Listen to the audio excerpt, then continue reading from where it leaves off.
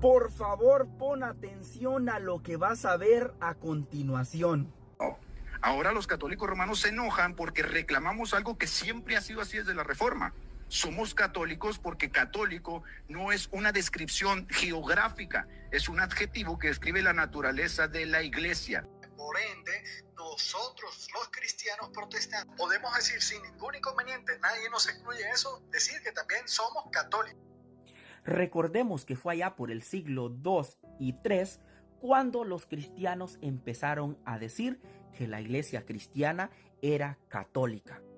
Entonces, sabiendo que católico no es una descripción geográfica, es un adjetivo que describe la naturaleza de la iglesia.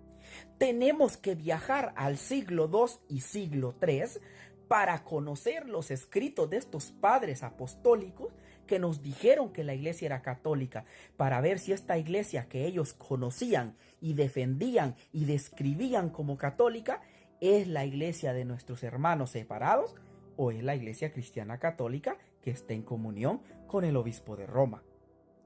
Del libro El Tesoro de los Padres nos vamos a citar a un cristiano que nació hacia el año 140 llamado Ireneo de León.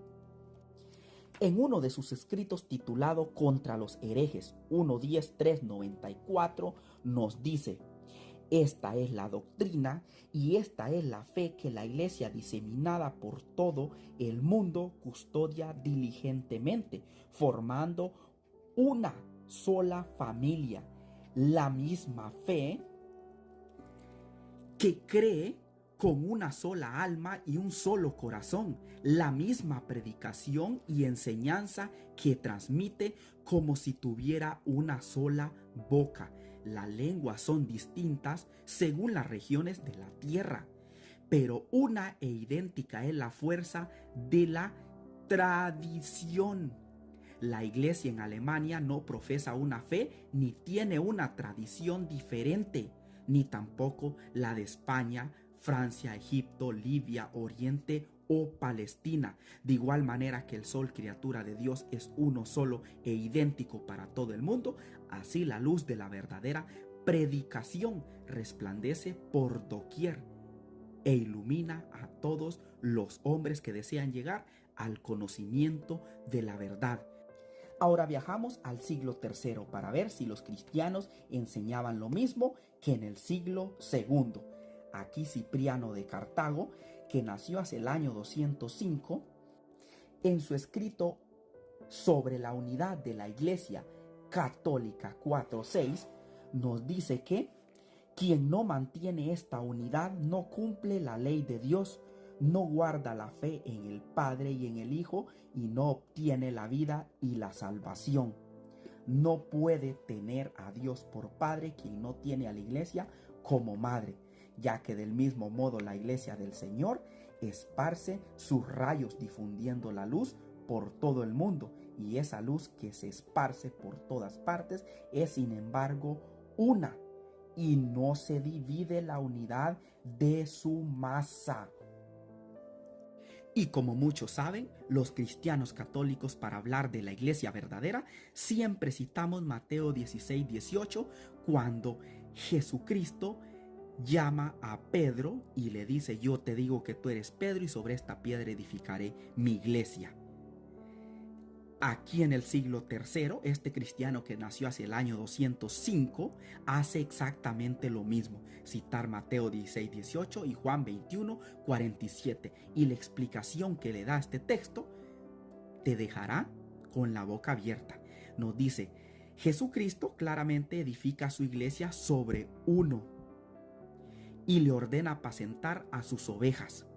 Sin embargo, para mantener la unidad, estableció una sola cátedra y con su autoridad decidió que el origen de la unidad estuviese en uno solo. El principio nace de la unidad y se le otorga el primado a Pedro para manifestar que es una la iglesia y una la cátedra de Jesucristo. Y alguien dirá: eso es una doctrina de los papistas. Pues resulta que no. Esta es una doctrina de un cristiano, de un obispo que nació hace el año 205.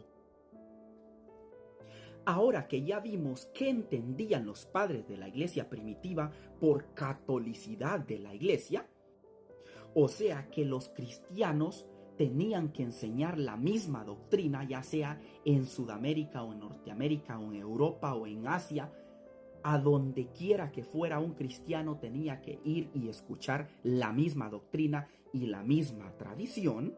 Y debido a que el personaje que apareció en el video es un protestante metodista, entonces en este video le voy a mostrar con un académico metodista, académico de verdad, qué entiende él como metodista académico sobre la iglesia católica, sobre el término católico. Para eso tenemos aquí este libro titulado Brevis Enciclopedia del Cristianismo de este académico llamado Geoffrey Parinde, que es un metodista, el cual es un académico, es profesor de religiones comparadas en el King College de Londres. En la página 84 nos dice sobre la palabra católica.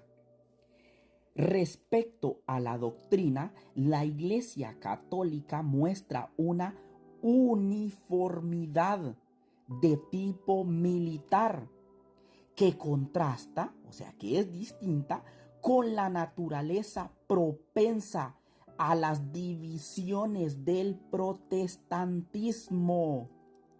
La Iglesia Católica tiene una uniformidad de doctrina de tipo militar, o sea, estricto, que es contrario a la división que es propensa al protestantismo.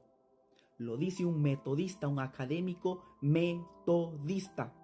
Pero mejor aún, vamos a ver si la iglesia de este personaje metodista enseña la misma doctrina en todas partes del mundo o si enseña doctrinas diferentes salido de su propia boca. Pero sé, por ejemplo, que iglesias metodistas en Uruguay, en Argentina, están muy tiradas al liberalismo, ¿no? Yo no les recomendaría asistir a ninguna de esas iglesias, aunque sea yo metodista. Ni él mismo, siendo metodista, recomienda a una persona que vaya a una iglesia metodista en otros países, ya que tienen doctrinas totalmente distintas a él.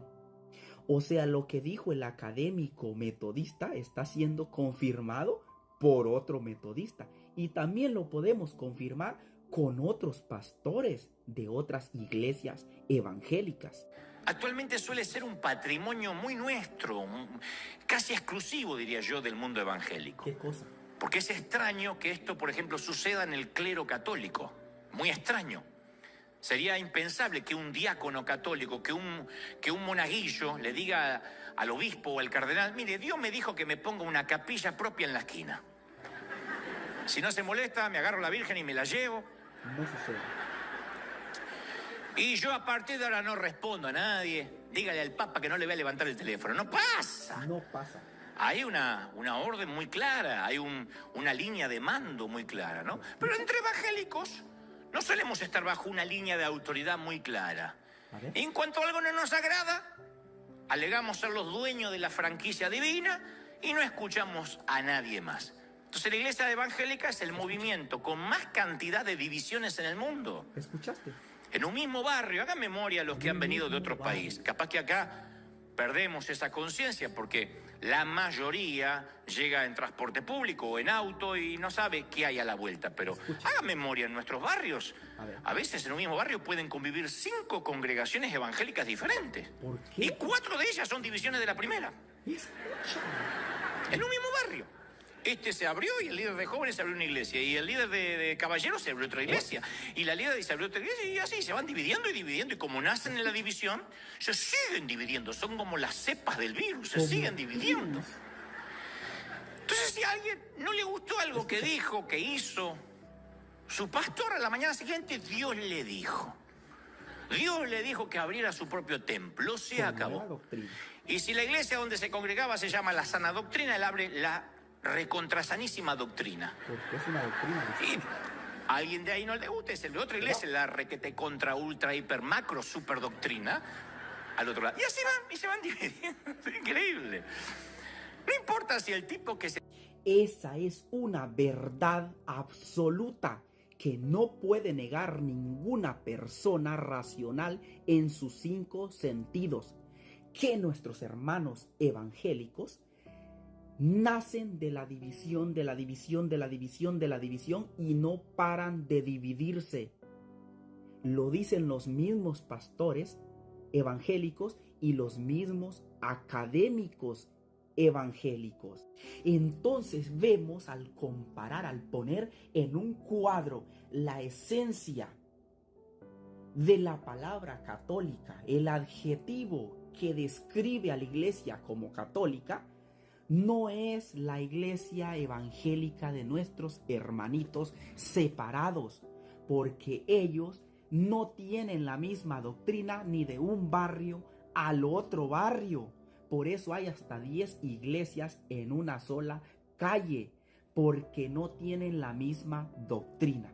Entonces, que no te venga a decir ningún cristiano protestante que ellos son los verdaderos católicos, los católicos que vienen desde la iglesia primitiva, y que los católicos que estamos en comunión, una misma doctrina alrededor del mundo, que no somos los verdaderos católicos. Y recuerda que si te gustó este video no olvides darle me gusta, comentar y compartir, pero sobre todo me tienes que seguir para que juntos podamos seguir aprendiendo. Saludos y hasta la próxima.